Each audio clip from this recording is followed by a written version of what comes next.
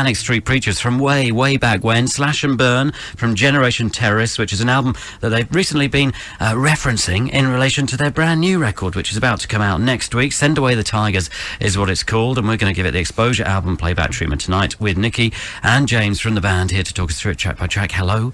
Welcome back to XFM. Hello. It's been 3 years, I guess, since I last saw you, and you've been busy boys really for the last 3 years. But obviously you released Lifeblood, you went on tour for that, and you went and did 2 solo albums of your own, one each.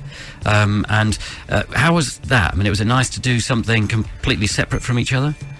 Yeah, I mean, it was nice to be vain, to be tuneless, to be poetic, and not to care about selling records. It was nice for me to be outside the kind of grinding machine that the Manics can sometimes be. I mean, in the nicest possible way, but you know, it was nice to have freedom to really be self-indulgent and nihilistic.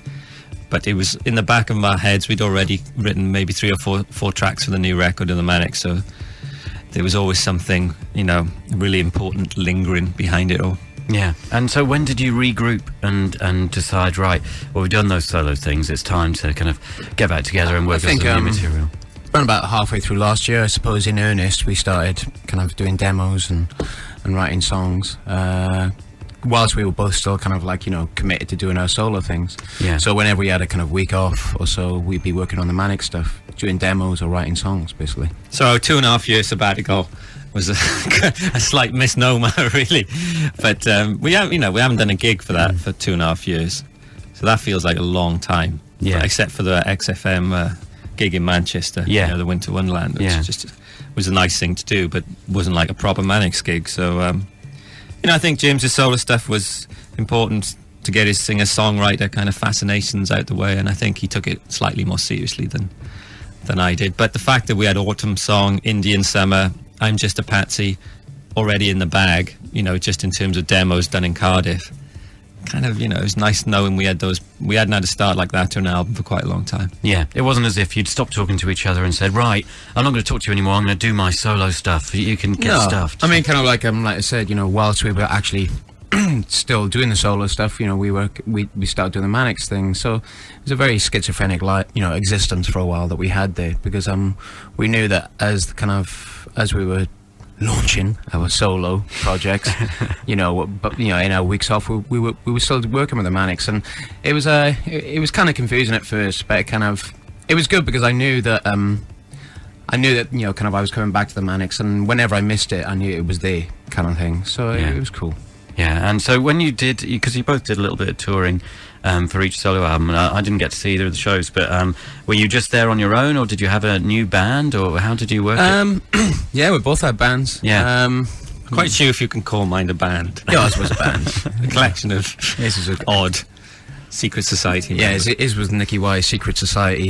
Mine was kind of the C Street Band, Chip Street Band, and that was kind of weird. Definitely, that was probably the most weird part of actually embarking on a little solo project. You know, stepping on stage with other musicians and it feeling completely different. And that's why it was good, I suppose. But kind of like it was weird because also I had 2 people in my band called Nick and Sean. So just to keep things simple. Yeah, so there's a strange, some kind of surrogacy going on there, I'm not sure. And then kind of at least why his band were all a bit more sober than he was. Yeah, I mean, I treated it, mine was much more comedic performance art, I only did like literary I did the Hay Festival and Latitude Festival, which was brilliant. I have to say, Latitude, I think it will become a great festival, but it was much more. The review I had from Latitude was, you know, not only did they sound like they were under-rehearsed, it sounded like they'd never even met before. He was drunk for nearly every gig he did. Did you go? Very rare for me. It's very rare for me. Did you go and watch each other's gigs? No, not at all. I nearly did. I nearly went to watch him up in Hay-on-Wye, kind of, which, you know, is the literary festival in Wales. But I kind of got scared. Kind of like I got a bit too nervous before I went to go.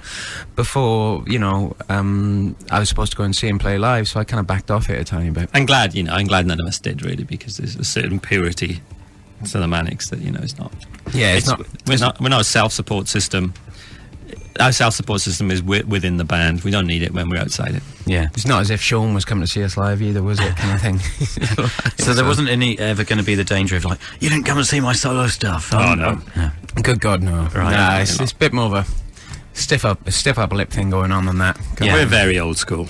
Yeah. Well, I mean, I always think about the Manic Street Preachers as a kind of family, in a way, but you read about so many other family bands that kind of go completely off the rails, don't they? I mean, it's hard to maintain that kind of bond and that camaraderie. That's because a lot of those people actually only get to know each other once, you know, they formed a band with each other. You know, it's bass player required, you know, likes the Smiths, no bad haircuts, etc., etc. And, you know, and then they get to know each other through their music, and then, you know, 2 albums down the line, they realise they actually never liked each other in the first place. So kind of that's what goes wrong half the time, I think. Yeah. I mean, I think, you know, for all Noel and Liam kind of supposedly falling out all the time, you know, they're still together. And there's no one really from our generation, maybe Radiohead, I guess. There's no one else really who's on their 8th album.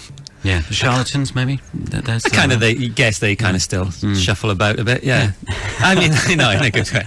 You know, but it's hard to keep that level sustained, that kind of passion. Yeah, and I think the fact we were friends from the age of 4, and James and Sean are cousins. Yeah, I always knew from the start that Sean doesn't like me much anyway. So But that's helped. So Send Away the Tigers, the brand new Manic Street Preachers album, your 8th album, and you said you had a few songs that you'd already kind of demoed before you'd gone off on your solo journeys. So when you could have got back together and started carry on working on the rest of the songs, was it quite a straightforward process? Had you got an idea of what you wanted to do with this new record? Yeah, I think the real mantra was, we didn't have a producer with us, we didn't have a keyboard player for the first time in 10 years. It was just us, engineer, we know, in a small little studio in Cardiff, and if the songs didn't work as a 3-piece, then we dumped them straight away. We didn't even debate it, because we probably got confused ourselves over the last 7 or 8 years in terms of reinterpreting songs and trying to make something that's not there. So if it didn't satisfy us on a goosebump level, if we didn't get some emotion from the track, we just dumped it. Yeah. So there's a lot of songs we did that don't even exist, you know. They're not even in some computer hard disk somewhere. Yeah. They just don't exist, which is good. I think we really edited ourselves this time. Yeah, just 10 tracks on the album. There's no flab at all, which is excellent, really. well, it's 11 tracks plus. Is it? Well, track. yeah. That's a kind of hidden track. But that doesn't count, though. It's not an official No, part I of it. suppose not. Well, no, it kind of counts. You know, it's there. It's just something different. But kind of, you know, when we actually got to record the entire, you know, the album, you know, kind of, we'd finished the 10 tracks, and I started searching around for the mythical kind of like little acoustic song, you know, the moment of tenderness. The Small Black Flowers moment. Yeah, the moment of respite, and you know, it just wasn't there. And that's when we realised that the album was just a natural kind of like, you know, 10-song, you know, blast, a fusillade. You know, it's what it was intended to be. Kind of like and that's when we realised that you can't kind of mess with the kind of serendipity of what an album is trying to become. You just let it become. Wow, that was pretentious. No, but That's I think pretty deep, James. we have tried that perhaps a bit too much over the last 10 years. We've almost tried to force things a little bit. We have, you know, looked too much to replicate certain songs rather than just replicate the essence of something, the energy. You know, all bands get, you know, as you get older, you fall into that trap. Now, you recorded the album with Dave Aringer, who you've worked with loads and loads.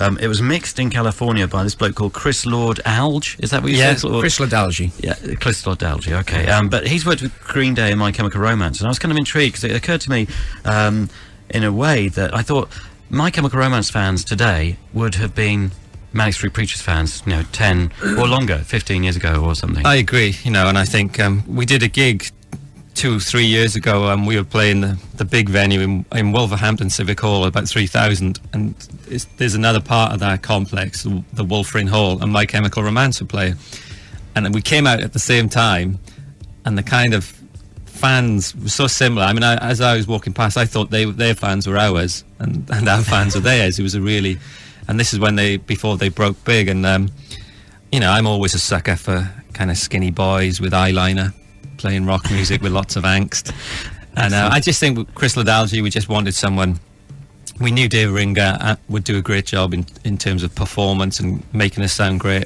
We were well rehearsed. We knew all the structures of the songs. We just wanted an American punk gloss, And I guess I probably do feel more in common with Green Day and My Chemical Romance than we do with some British bands. Yeah. There was a wee bit of fate there as well, because one of our favourite songs from the last 10 years is probably Malibu by Hull, off Celebrity Skin album, and we only just realised that kind of like he had mixed that song. His brother had mixed the rest of the album, but he'd mixed Malibu, so kind of that was cool. And his brother had mixed the US version of the Holy Bible, Tom Ladalji. Right. So kind of when I first talked to him, he's like, yeah, my brother mixed you guys. He said you're a hot band. Yeah. We'll keep it in the family.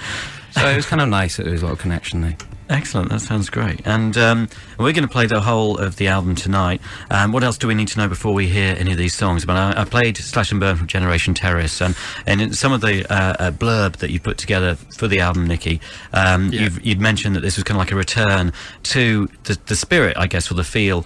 And that's not across the whole of the album. It's only a couple of tracks in a way. But why do you think that it has got that kind of... Well, I think, as a kind of student, a revisionist historian, something I'm interested in. I thought it was time to look at what we do best as a band.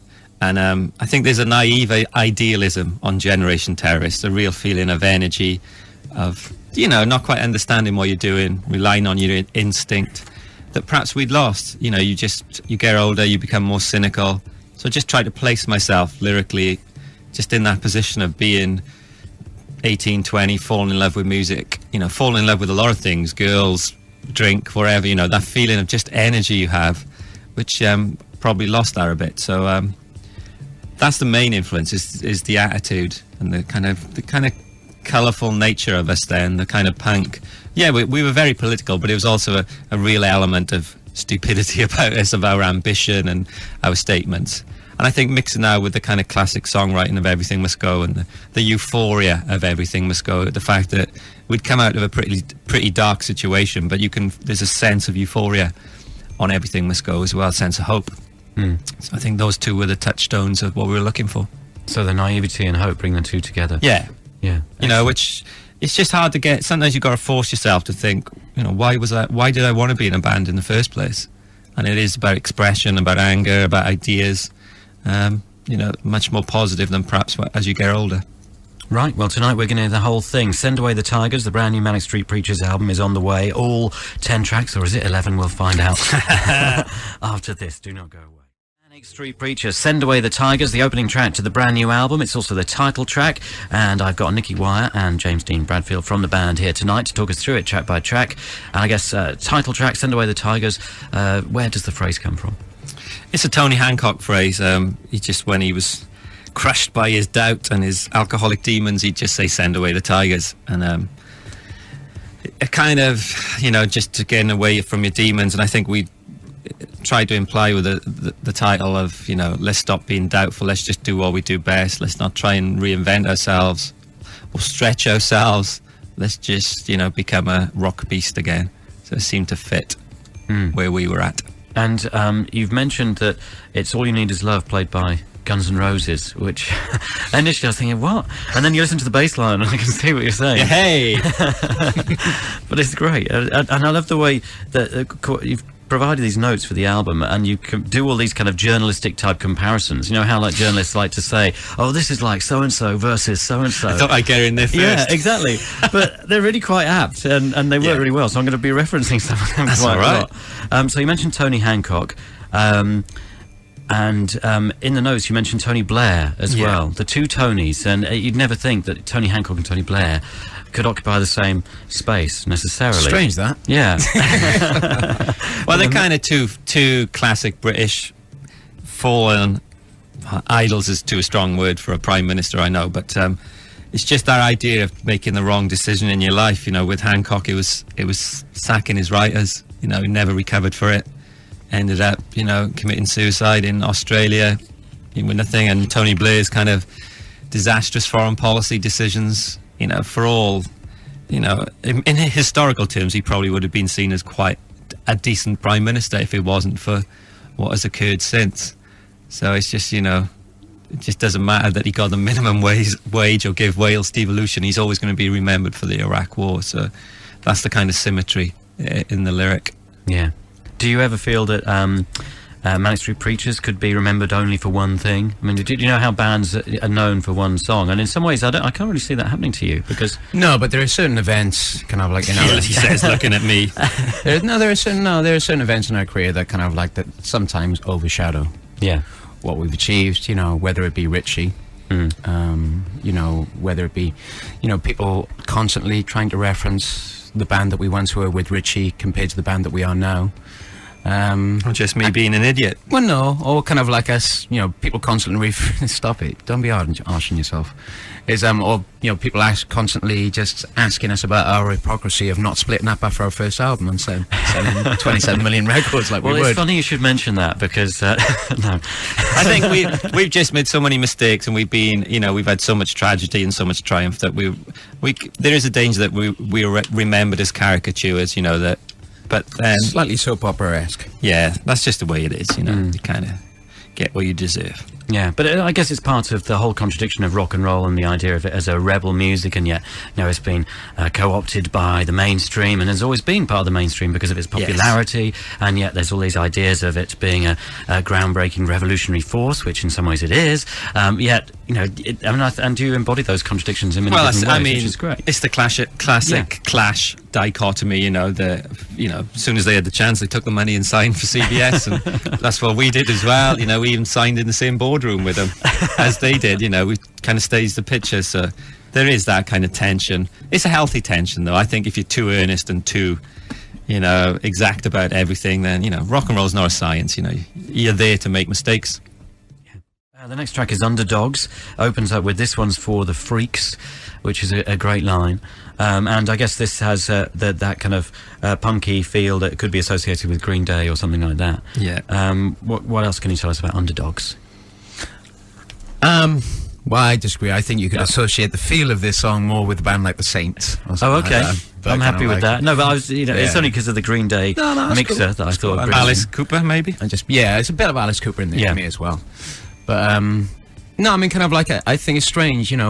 Sometimes somebody listens to a lyric like this and they'll think that you're kind of perhaps talking directly to your fans. But I think when I first read this lyric, when I got it off Nick, I find that I referenced the people that we were when we were young. I thought, the lyric was talking in a retrospective sense about ourselves. But I don't know if Nick felt differently when he was writing it. Well, no, but that's what, I think that close bond between us and the fans, we're kind of similar kind of people. I think it is that idea that, if they've stuck with us for 18 years, it's quite something freak, as in the sense of unique. There's a certain uniqueness and a dedication that, when all my favourite bands, when they got really popular, I tended to go off them because there's people who liked them. You didn't like the people who liked them. Yeah. It's not that the bands went shit, it's just the people who liked them were. And so, I think it shows a lot. It's a celebration of the unique as well. It's just that idea of individuality, which you come to our gigs and there's such a mental cross-section of 15-year-old girls with feather boas, 40-year-old men at the back just wanting something off This Is My Truth. It's just such an odd experience that I thought they deserved some credit. Yeah, rightly so. Underdogs, Manic Street Preachers, on X-Posure, XFM. Your love alone is not enough. That is the Manic Street Preachers on X-Posure XFM from the brand new album Send Away the Tigers, and you'll all know that song because that was the first single featuring Nina Persson from the Cardigans. And what a great pop song that is. And the mention of Hole and Courtney Love, and there's a few songs that have that. When her work has worked best. Yeah. It combines all those elements that you've soaked up, be they punk or metal or whatever, and then bring it together with pop, and it works really well with Your Love Alone Is Not Enough. Yeah, I don't think we've ever been ashamed or embarrassed of our love of genuine melody, or if you call it pop, whatever. It's that fusion which perhaps work best on Everything Must Go as an album as a whole. And the whole thing with Nina is just pure serendipity. We never thought it'd come off. The song was written really quickly. The lyric was a two-way conversation. It was always written as a duet, and she was always the first choice. But we never thought it'd come off. But Why was that? Have you met her before, or It's just that she didn't like you? natural pessimism of Welsh people, I think. It's a bit of an inferiority complex, I suppose. But you feel as if you're transported right back to the school disco, where you're sending like an emissary across the room to ask a girl to dance with you, and you know the answer's going to be no, and you're constantly preparing yourself for that rebuttal. But kind of, we'd met, many times because we'd played at the same festivals with the Cardigans, and we'd always gone to the side of the stage to watch the Cardigans, which is kind of strange for Nick because he barely ever goes and watches other bands. And we are huge fans. I think the last two Cardigans albums are just so underrated. Yeah, he's a massive fan of her lyrics, Like he thinks she's just an amazing lyricist. And I remember getting Peter Svensson's, the guitarist, I remember getting his autograph in 1996. Wow. And him just giving me a weird look. So kind of, we had been massive fans of him since songs like Sick and Tired, up to Liverpool, after For What It's Worth, up to Fine Wine, all those songs. And I think they just seemed like a bit of an untouchable band in our heads because we'd been such massive fans of them. And like I said, perhaps we've got a bit of an inferiority complex, when it comes to asking so-called great singers or great artists to work with us. Mm. But, Jim's, it was done in 3 hours in New York. Jim's just flew to New York. We'd finished the track in Ireland, and she just sang it. It's, we'd done duets before with Tracy Lords and Kylie. It's a pretty good roll call, Kylie, Tracy Lords and Nina Pearson. Yeah, definitely. But they've never worked as well as this one. This one is just, it sounds good. It's got that passion and that euphoria that everything must go translated. And it's not easy to get that. It doesn't happen very often, but I think it works perfectly. And the lyrics? What inspired you to write the lyrics? What are you talking about there, Nick? It's just kind of me in my head having a dialogue with Richey about just trying to place myself back to 15 years when we used to sit down at a desk and write words together. Just that idea of the light and the shade, the negative and the positive, and trying to figure out what makes a country or a person sort of content. Is it love, is it hate, democracy, religion, drugs, whatever, what actually, is there a balance there? So that's the kind of just a technique, really, using his voice in my head. Yeah, that's what I like about getting the Manic Street Preachers in. You bring in lots of weighty topics. I know. I Great. should censor myself. No, I think it's great. It's a nice change, I can tell you that. Indian Summer, a bit of a waltz, I guess, akin to Design for Life or something like that. Yeah, this was one of the first songs that we wrote for the record. And the kind of decisions we made whilst we were rehearsing this track initially set the tone for the rest of the album, because I'd written the song after Nick had given me the lyrics in London, and then when we rehearsed it for the first time in Cardiff, myself and Sean immediately had the doubts of it being, of the rhythm being too kind of like, resplendent of what Design for Life was. We felt as if we were kind of basking in a kind of a traditional, Manic Street Preachers sound. And myself and Sean started questioning that, and Nick was the first person to say, well, what's wrong with that? We haven't sounded like that for 10 years. Yeah. It is our sound. We are one of those bands, one of the only bands that actually chooses that waltz time signature and turns it into something powerful. And, once I'd looked at the song, chordally, the song's completely different to Design for Life. And the actual subject... Not that different. It is.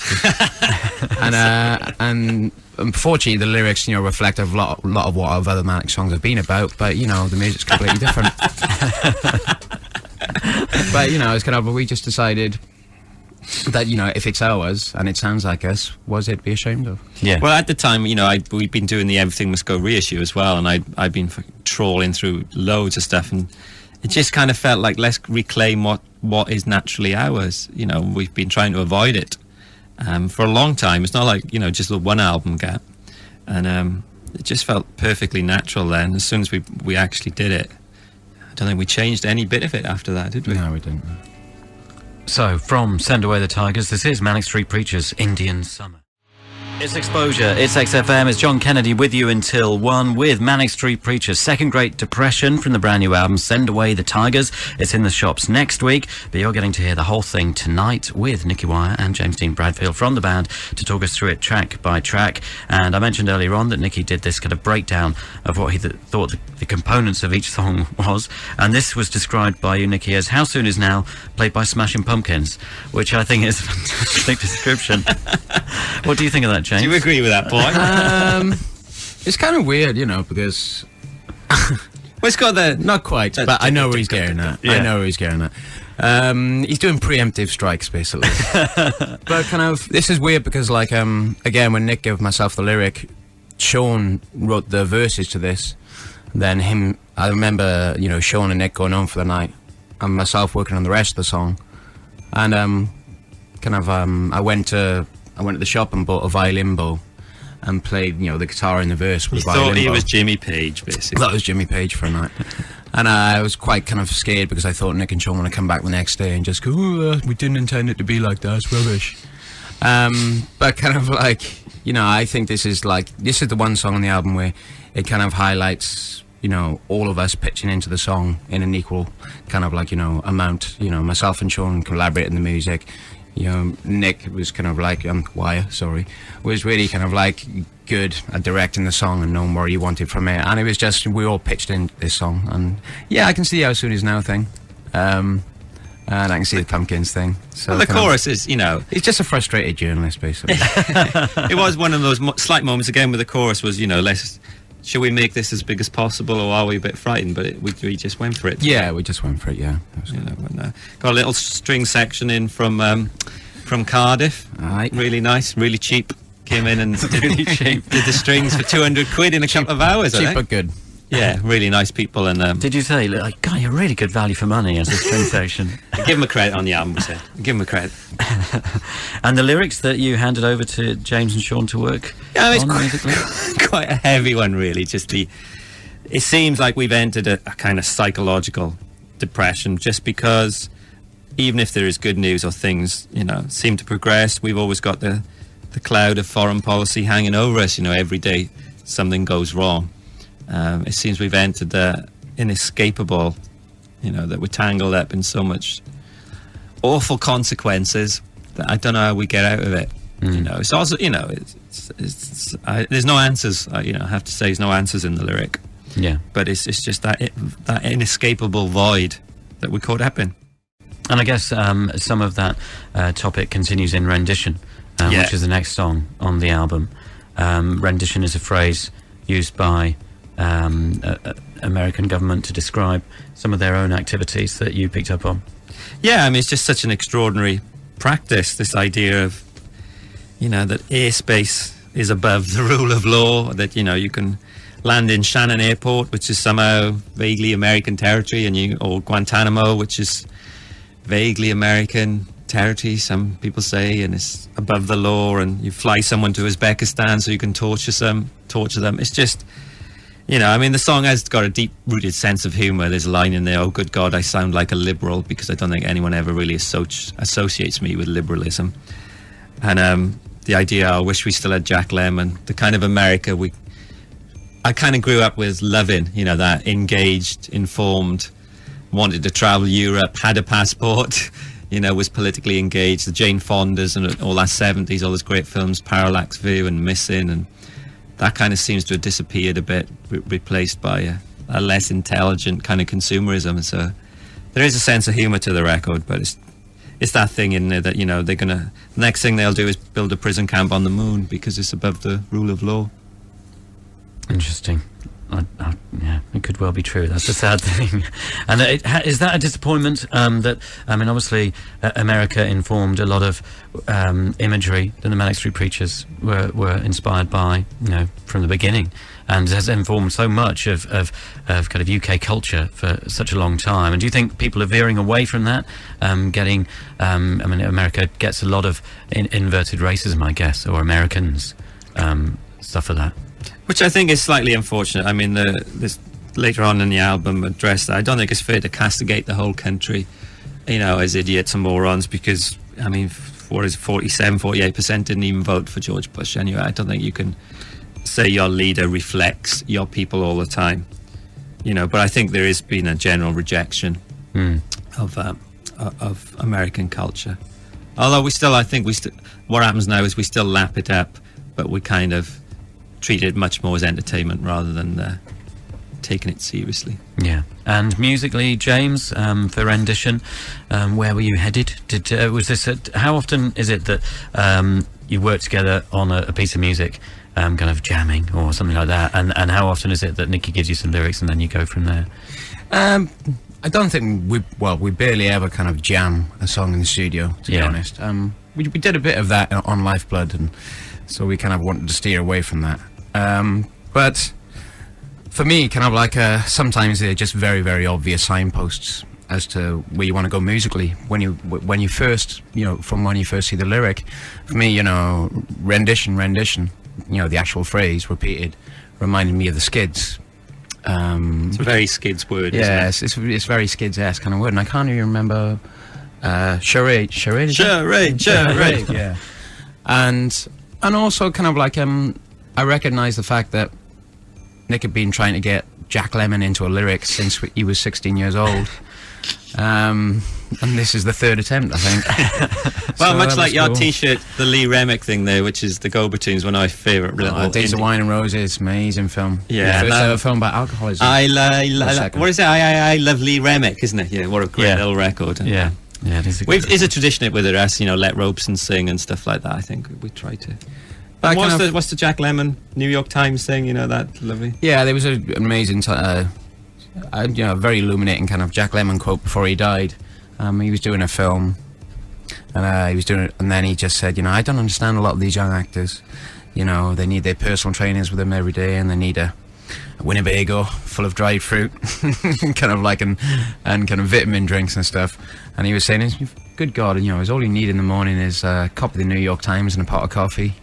And I just thought it was just really sweet kind of thing, represented what he kind of stood for, whether in making the choice to do a film like Glenn Ross, or do a film like,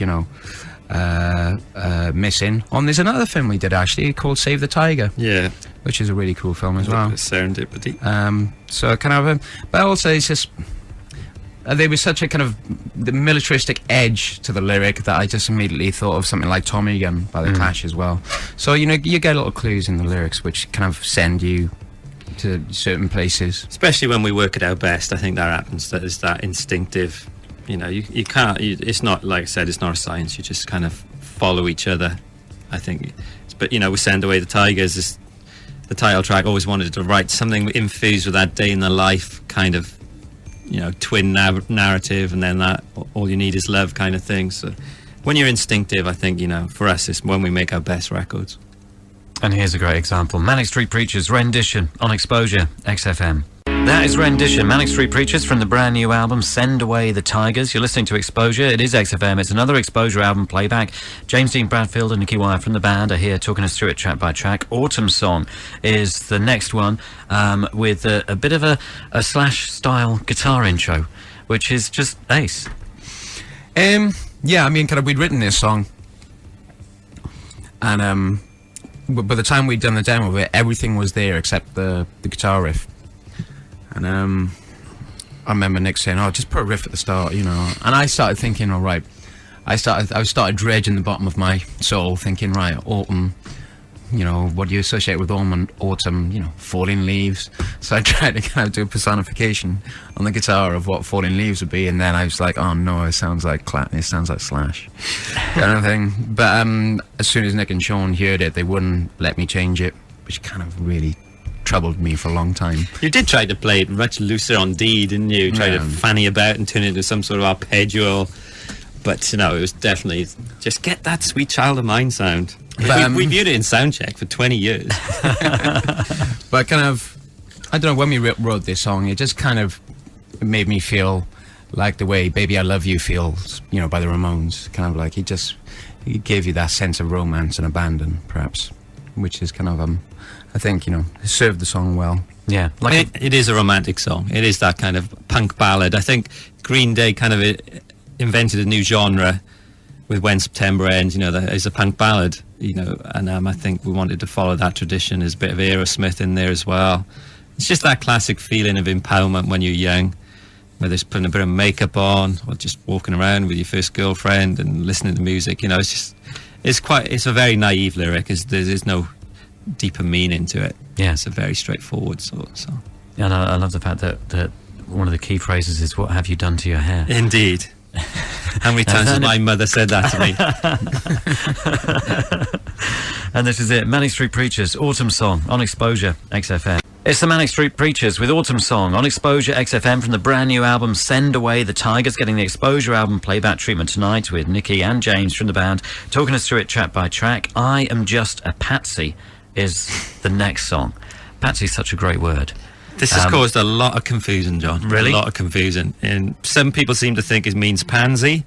A radio DJ from Devon even said, why have you written a song about pasties? Oh, he just wanted the local angle, though. I'm not sure he did, because we treated it as a joke, but he seemed quite serious. Yeah. So, I mean, Patsy is... I'm surprised, because I thought it was well part of our... Especially the JFK, Yeah. you know, Lee Harvey Oswald, I'm just a Patsy. So a political fall guy. Is that the right... Yeah, I mean, it can mean just a schmuck, you know. Right. It just, for everyone, it's that classic, you know, the person who takes the blame. There's a great deal of sense of fun to the lyric. It's playing around the ideas with rock stars, you know. We are so desperate for love, no matter what people say, you know. If an 80-year-old granny comes up to you in the street and says she loves your record, it does make you feel good, whatever you say. And then you spend the next 10 years pretending it didn't matter, you know. So it's there's a lot of sense of, I don't know, euphoria, an American kind of classic rock feel. It's very much a guilty pleasure, this track. Yeah, it's a great track. I mean, I love the fact that you've combined that idea of the political edge to it, but there's also, I'm just a patsy for your love. Yeah. No, I'm just a vampire for your love. Or does it, I think it's correct. But we all are. I mean, we double-edged thing which you do so well. Yeah, and it's just that it is that, you know, whatever rock bands say, you know, romance, politics coming together with a 70s kind of FM rock sound. Yeah, it is a wee bit. Yeah, I can't deny the Boston-esque moment on this one. I think Chris Ladalgi mixed this early on, didn't he? And it just made us feel so good. It sounded good anyway, but when it came back, it just sounded, you know, like you could be driving through the Nevada desert or something, and this had come on next to REO Speedwagon or something. And when you play it in Devon, are you going to introduce it as I'm Just a Pasty? We're playing Truro, which I think is Cornwall, actually. Yeah, isn't that's it? Cornwall. They Yes. eat pasties down there too. They do. They make a mean one. I Am Just a Patsy. Manic Street Preachers, X-Posure, XFM.